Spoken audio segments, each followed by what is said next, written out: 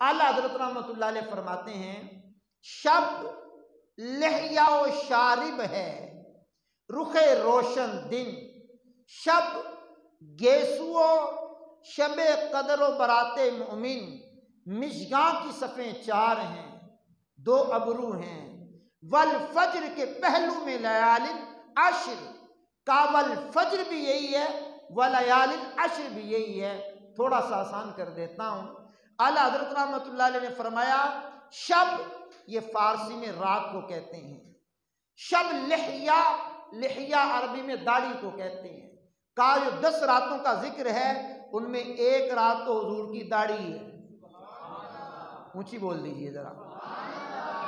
شب لحیہ شارب، شارب کا معنی ہوتا ہے مونچھیں، ایک دائیں طرف کی ایک بائیں طرف کی، عربی میں کہتے ہیں مونچھوں کو شارب، ایک دائیں طرف کی مونچھ ایک بائیں طرف کی۔ 3 راتیں تو فرمایا چہرے پر یہ ہو گئی ہیں، پھر آواز کم ہو گئی آپ کی۔ شب لحیہ و شارب ہے رخ روشن دن کا جو روشن دن ہے، والفجر جو روشن دن ہے اس سے مراد ہے حضور کا مبارک چہرہ، حضور کا مبارک چہرہ۔ تیل کی بوندیں ٹپکتی نہیں بالوں سے رضا، صبح عارض پہ لٹاتے ہیں ستارے گیسو۔ کیا بات ہے سیدی اعلیٰ حضرت کی۔ تو کہا رخ روشن دن سے مراد حضور کا چہرہ، جس کو غزالی زماں علیہ رحمہ نے کہا تھا جلوائے والضحیٰ دیکھتے رہ گئے، حسن بدر الدجا دیکھتے رہ گئے، حسن اقرا تو دیکھا تھا جبریل نے، ہم تو غار حرا دیکھتے رہ گئے۔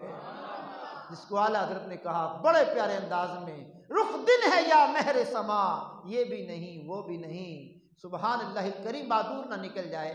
تو کہا کہ رخ روشن دن، روشن دن سے مراد حضور کا چہرہ ہے۔ پھر فرماتے ہیں شب گیسو، شب فارسی میں رات کو کہتے ہیں۔ ایک رات حضور کی زلفیں ہیں، 1 2 3 4 راتیں ہو گئیں۔ کا مشگاں کی صفیں 4 ہیں، مشگاں فارسی میں پلکوں کو کہتے ہیں، مشگاں کی صفیں 4 ہیں، 2 دائیں طرف کی پلکیں 2 بائیں طرف کی پلکیں، مشگاں کی صفیں 4 ہیں، 4 اور 4 8 ہو گئیں۔ کا 2 ابرو ہیں، 8 اور 2 10 ہو گئی۔ کول فجر کے پہلو میں لیال عشر، کول فجر بھی یہی ہے ولیال عشر بھی یہی ہے۔